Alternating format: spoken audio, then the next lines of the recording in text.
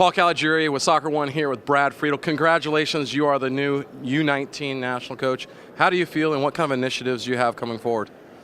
Oh, I feel really good about it. I've been working with Tab for a little while now. Gone in with him with the under-20s and with Javier Perez at the 18s, and gone into a couple of training centers as well.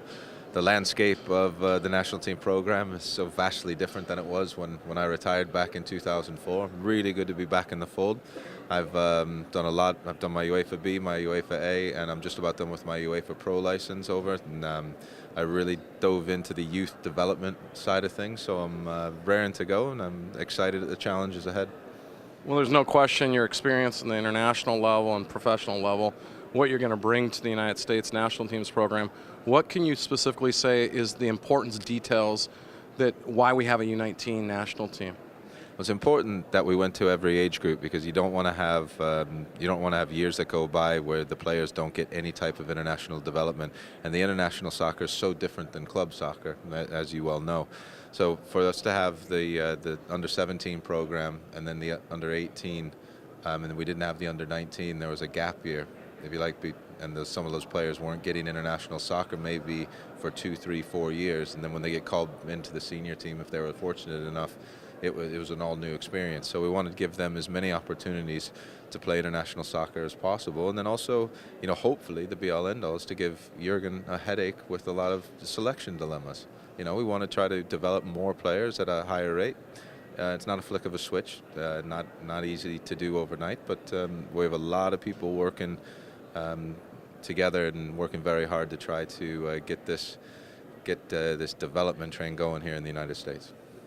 And how does that equate to internationally? I know you played many years in the English Premier League, and you're well aware of what England's doing with their national team programs.